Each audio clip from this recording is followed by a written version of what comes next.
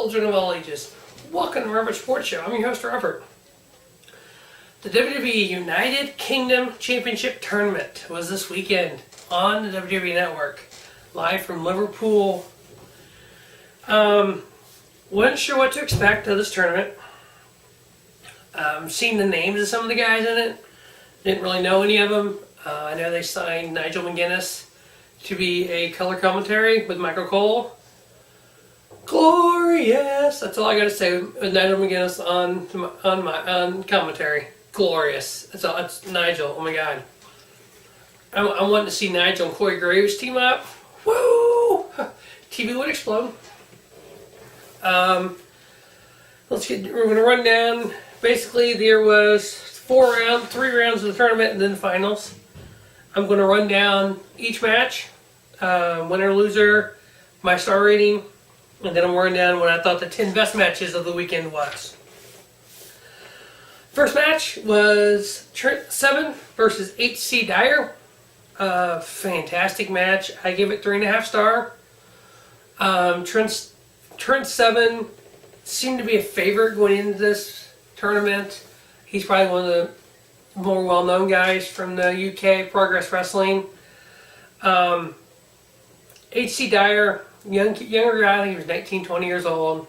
A lot of talent. I was hoping to see him, knowing that Trent Seven was the favorite, I was hoping to see him get somebody else. I kind of put H.C. Dyer in the kind of the same as Sean Maluta was in the Cruiserweight tournament when he faced off against Kota Ibushi in the first round. It's like, yeah, it's just so much talent, and you're not gonna win. So Trent Seven getting victory. Moving on. Second match, we had Danny Burch versus Jordan Devlin. Both these guys very talented. Jordan Devlin has this kind of roundhouse kick that's kind of lethal. He actually kicked Danny Burch in the back of the head and cut his back of his head open. Well, when he went down for the pin, the ref was kind of out of position. As the ref goes 1, 2, when the ref came down for 3, Burch's shoulders came up, so it kind of looked like he kicked out.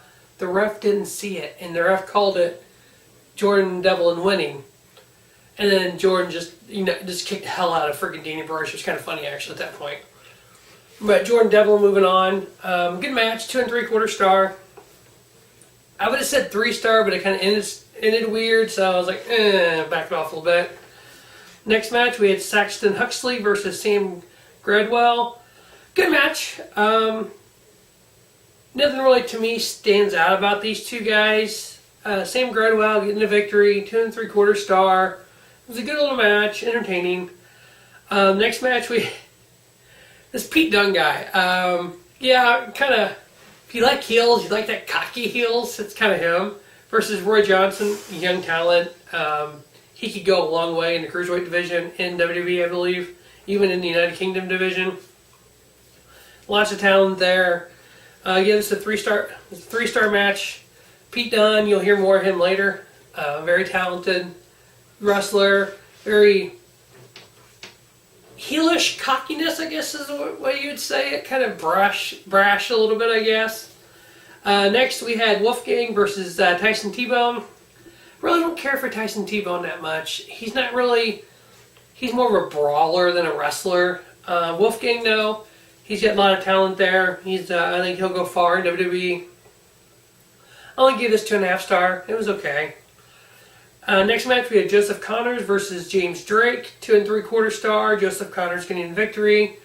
I think moving forward, I think he's somebody to take a look at as this division. If it becomes a show on WWE Network, and as they prolong with it, and you see more storyline based and more into it, I think he's somebody that all 16 of these guys, I think, will have a lot of talent in the ring, and I think can go far in WWE. Next, we have Mark Andrews versus Dan Maloney. Mark Andrews, formerly, I believe, is in TNA at one point. I've seen it before, Ring of Honor TNA somewhere. A lot of talent, a lot of cruiserweight type talent. 3-star match, got the victory there. Next, we have Tyler Bate versus Tucker. Tyler Bate reminds me of a Jack Gallagher a little bit, kind of that English kind of guy. A lot of talent there, 3.5-star match. That was very good match. One of the best, second best match of the first round, I thought. When the first night ends, they have all 8 guys who won out there. Trent Seven, Jordan Devlin, Sam Gradwell, Pete Dunne, Wolfgang, Joseph Connors, Mark Andrews, and Tyler Bate kind of talking about moving on with Nigel and stuff. And Pete Dunne was supposed to face Sam Gradwell in the second round. So they were talking about the matchups. He just goes over and just freaking kicks the shit out of him and just attacks him right there on the stage. And just is cocky about it. That's what it's like. It's a cocky yell. He's just like, whatever. I just kicked his ass. What's the big deal? William Regal comes over to him and he said something to him. Is don't do this to me or something. You caught it right when it went off the air. So if you rewatch it, look for that at the very end once they're kind of introducing everybody for the next round, and he attacks. Pete Dunne attacks Sam Gradwell. Really listen to kind of Regal pushes him away, and he gets right in his face and he's like, "Don't do this to me," and then it cuts off. So I thought that was kind of unique how they got slipped in there. I know Tripp came out and then talked about it to start with, and William Regal and Finley was there, and so our Finley, whatever is going by nowadays. Regal talked about 6 months being over in the UK researching for this tournament and stuff. So the second round began. We had Sam Gradwell versus Pete Dunne. Pete Dunne getting the victory, 2 3/4 star match. Thought it was a good match. This Pete Dunne is somebody to really look at going forward. Next we had Joseph Connors versus Mark Andrews, 3 1/4 star match. Like I said, Mark Andrews very talented. I like the flippy high fly that can fight, and that's kind of what he is. Next we had, I thought it was a really good match, kind of a shocking to it. We had Trent Seven versus Wolfgang. Fully expecting Trent Seven to go right on to the finals, and he put on a 3 1/4 star match versus Wolfgang, and Wolfgang getting an upset victory. I don't know if it's kind of like the Cruiserweight tournament where they don't have everybody signed to a WWE contract, but they're in a tournament, kind of like Kota Ibushi was with the Cruiserweights. If they haven't maybe signed Trent Seven yet, and they're just waiting to do it, I don't know. But Wolfgang getting the victory, which I said, he's got talent. He's somebody to kind of keep an eye on in the UK division. Even in the, eventually, if they want to move these guys over to the IC division, a US title kind of type of guy, Wolfgang can be in there, maybe world champion even. Same way with Trent Seven. These guys do have talent in the ring. It's an amazing talent. The final match of the second round, we have Jordan Devlin versus Tyler Bate. Tyler Bate getting the victory here. With set up for the next round, Mark Andrews and Pete Dunne and Wolfgang and Tyler Bate. In between, and we had the third round was Mark Andrews and Pete Dunne versus Wolfgang and Trevor Bate. 2 very good matches. I had thought the Mark Andrews Pete Dunne match was a little bit better. I give it 3.5 star. Pete Dunne getting the victory. I thought it was unique in them not letting Mark Andrews go farther. I don't know if it's because he is known in the United States, a little bit. Some of these other guys are not. Pete Dunne is one of those guys where you see him fighting for the title and kind of that, like again, that brash heel kind of, I'm an a-hole, I don't care, I'm going to kick your ass. The one thing that Nigel McGuinness pointed out about it, Pete Dunne, is his wrestling attire. It was kind of a purple color, kind of a dark purple.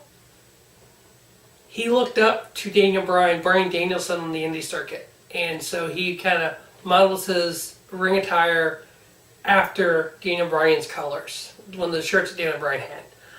So I thought that was kind of cool. And Nigel also talked about different guys in this tournament that Cassius Ohno trained, that Finn Balor trained. So a lot of these guys have that indie style from the Cassius Ohnos of the world, the Finn Balors of the world, the Daniel Bryans of the world. and they've kind of trained these guys. So now these guys are finally coming into WWE like they have in the past, like the Finn Balor's. So it's kind of neat to see a different version of wrestling, I guess, kind of the European style, the UK style, that we're not normally used to here in the States. And then the other match in the semifinals, round 3, was Wolfgang versus Tyler Bate. 3-star match. I was hoping Wolfgang would win this, but Tyler Bate ended up winning it. And then the arrogant, cocky, heelish Pete Dunne comes out and attacks him. And there was actually talking, there's a chance that he wasn't going to be able to wrestle in the finals because of what Pete Dunne done to him. He kind of threw him shoulder first into the ring post. And they said he had a slight separation of the AC joint, which kind of made me look, okay, he comes out in this finals. Does that automatically give the title to Pete Dunne? Because it ended up being Pete Dunne versus Tyler Bate, and Tyler Bate's hurt? Or is it kind of like when Finn Balor won the Universal title versus Kevin Owens, and then he had to relinquish the title the next night? I mean, is he really hurt? Is it really that? Is it just something going to be short term? So we really don't know that yet. So in between, they had a little impromptu match. We had Neville come out. Obviously Neville from Wales, wherever he's from over in the UK, come out talking about how he should have been a part of this, that they wanted a good tournament, so that's why he wasn't in it, because he was just annihilated everyone, which I love, heel Neville. Yeah, I'm good with this character he's doing. I mean, he's dominating 205 Live, he's dominating Raw to the cruiserweights. Then we had the WWE NXT debut of Tommy End.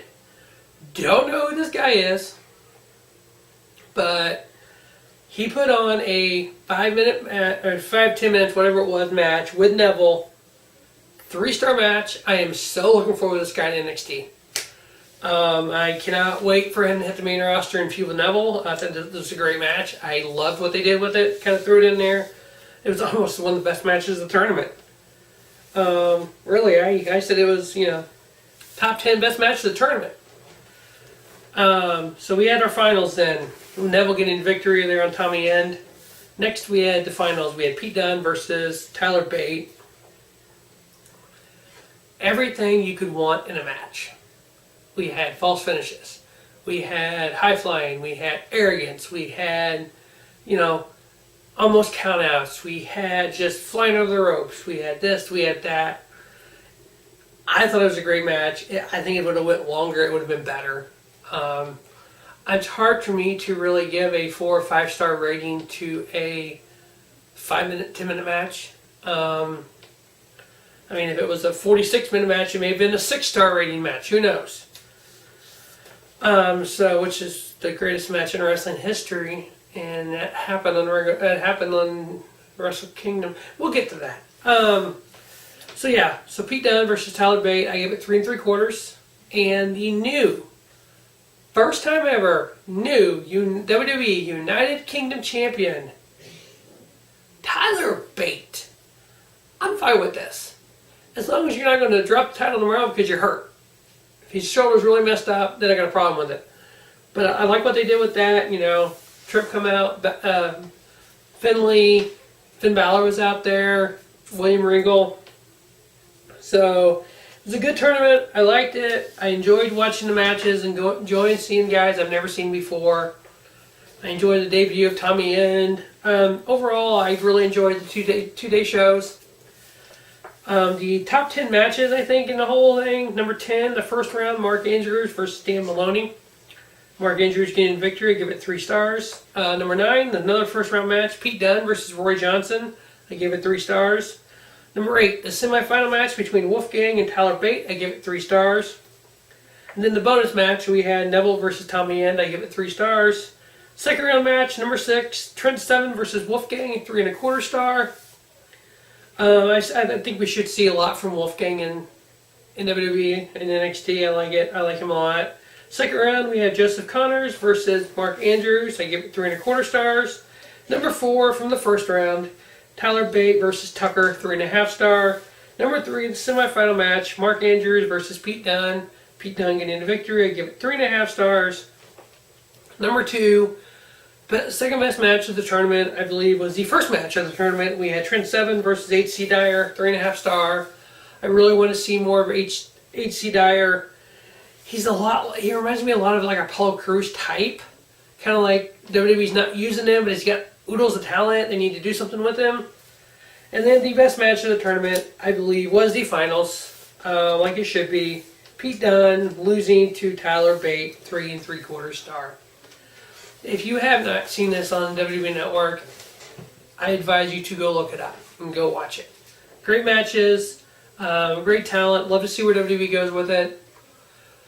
Speculation, I think, would be if they do a series kind of like 205 Live, kind of like NXT on the network. I think Finlay would be the general manager of it, which would be cool. There's a lot you could do with it. So I have, like I said, in the Wrestle Kingdom 11 preview. They're going to be showing it on Access TV starting September 13th, or January 13th, excuse me. The first match they showed was the main event. Kenny Omega versus Kushida Okada. From ProFightDB.com, Dave Meltzer gave it 6 stars. I thought it was a typo, so I watched the match in its entirety on Access TV. I don't know where he gets saying it's the greatest match in the wrestling history. It was a great match, don't get me wrong, but I don't think it was the greatest match ever. I mean, it was a good match. It was a 5-star, easily 5-star match. I would have rated it 5 stars if I would have already known. But we'll see. Like I said, in the preview of Wrestle Kingdom 11, as I see all these matches on Ring of Honor television and New Japan television on Access TV, I'll get a review up down the line about it. So that will wrap up the review of the WWE United Kingdom Tournament. As always, thanks for watching Robert Sports Show. Don't just have a great night, have a spiffy night. Robert Sports Show, your YouTube leader in sports channel content. And don't forget to check out The Road to the Royal Rumble, only on Robert Sports Show.